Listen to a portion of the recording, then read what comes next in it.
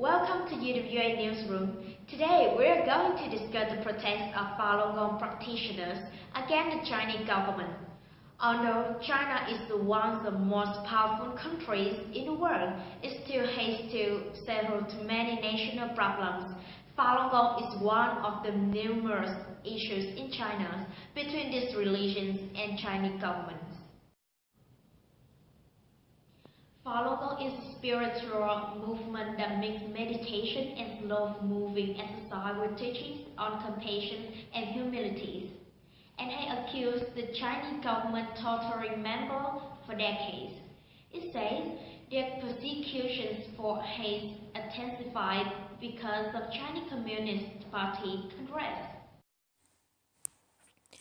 On 20 July 2013, marked 14 years the Chinese Communist Party suppressed peaceful practice of Falun Dafa, and the persecutions has been still ongoing.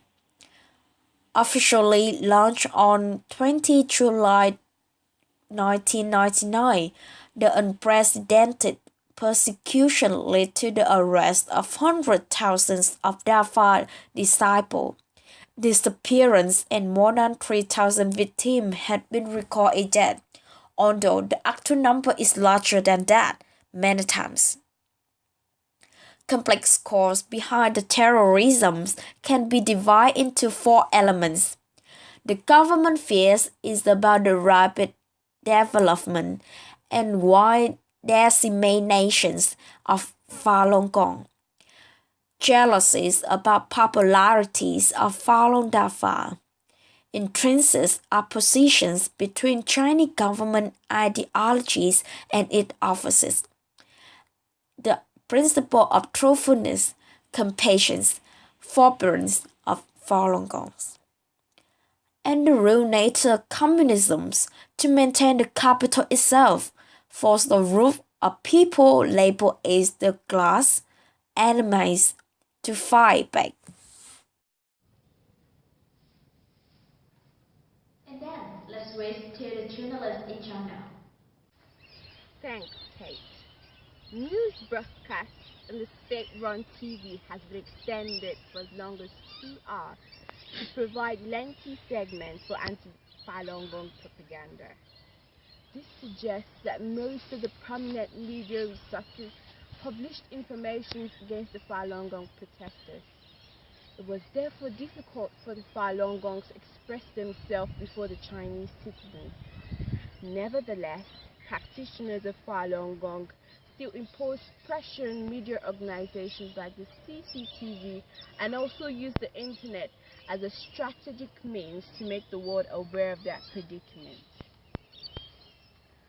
Being neglected to some extent by the Chinese social media, Falun Gong practitioners founded new editorials and media organizations overseas like the Epoch Times, most of which have captured the attention of many foreign countries. Falun Gong practitioners have explored this forum as a medium to convey information to the public at their own will without the fear of the government. Now I have here with me the President of China, Jintao. Thank you, Mr. President, for being here with me today. You're welcome. Our first question today is, what was the government's response to the protest of Falun Gong in China? It is totally against the law for religions to deceive Chinese in order to get money from them and turn them against their own governments. Zhe Mingjiang and I have used any method available to terrorize and pressure people to renounce their faith.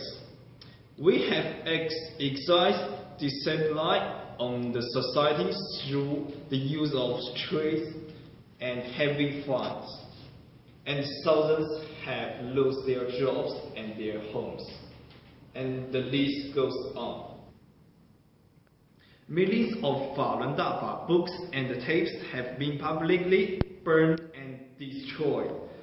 Access to all internet websites regarding Falun Dafa have been blocked or jammed in China. And those who send out account of beatings and abuse them experienced while in detention have been arrested and jailed for leaking state secrets. That was the President Hu Jintao. We've heard all from him. Now it's time for us to go back to Kate. Thanks, Mary. Furthermore, human rights violations against Falun Gong protesters is blamed by a famous lawyer. Hi, I am a lawyer. My name is Sean. As the President of China said, Falun Gong is an evil religion. Chinese government has prohibited and suppressed Falun Gong followers. While the suppression, human rights groups have documented many abuses.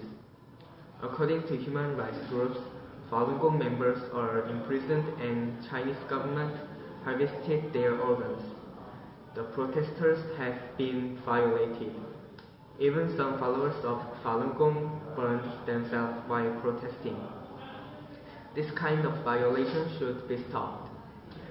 But Chinese government did not stop at imprisoning the protesters, even harvested and sold protesters' organs.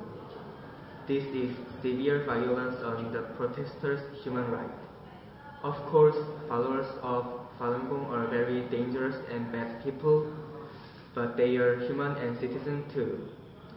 So the government has duty to protect their human rights, and the government has no right to sell their citizens' organs.